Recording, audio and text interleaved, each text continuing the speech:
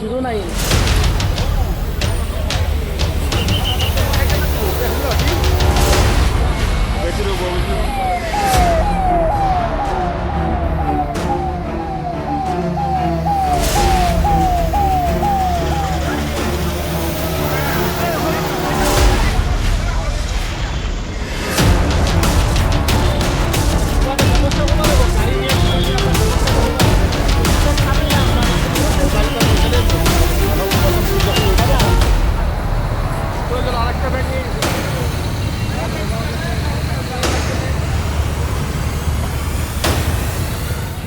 টোপনি লাগিছিলে বাবু, চকু টান মাৰি ধৰিলে গমে নাপালো।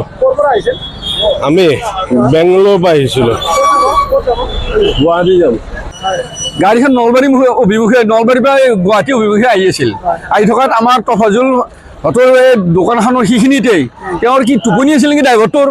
মই এটা আইডিয়াত কৈছোঁ যে টোপনি আছিল। গাড়ীখন লগে লগে ডিভাইডাৰ ওপৰত দি ক্ৰছ হৈ গছ চছ ভাঙি তাৰমানে ৰাইট চাইডে গুচি আহিছে। ডিভাইডাৰ ওপৰৰ পৰা 100 মিটাৰ আহিছে।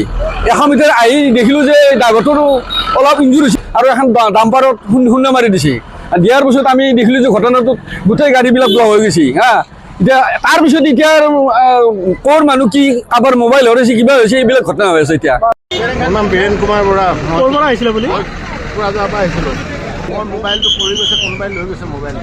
মই এইখিনিত কাম কৰি আছিলোঁ, বাছখন এইফালৰ পৰা আহিল, আহি পেলাই এইখিনিত ওপৰেদি তাৰমানে উঠি গেল, ডিভাইডাৰৰ ওপৰত উঠি গেল, উঠি যাই পেলাই এইখিনি চুচৰি গেল, চুচৰি যাই পেলাই সেইখিনি মানত ৰখিল। প্ৰায় মোটামুটি 1-10 ফুট 200 মান মানে এনেকৈ গৈছে আৰু ওপৰেদি যাই পেলাই এইখিনিত যাই পেলাই এনেকৈ হেৰি হ'ল, বাছখন ভাঙিছে, বহুত ক্ষতি হৈছে। মানুহ অলপ দুখ চুখ পাইছে, ড্ৰাইভাৰো অলপ দুখ পাইছে, প্লাছ পেচেঞ্জাৰো অলপ দুখ পাইছে। নাপা নহয়, নাইট চুপাৰ আছিল এইখন, পশ্চিম বৰপেটাৰ পৰা গুৱাহাটী অভিমুখে ক্ষতি হৈছে, ভালে ক্ষতি হৈছে, মানুহৰ ভালে ক্ষতি হৈছে, দুখ চুখ পাইছে।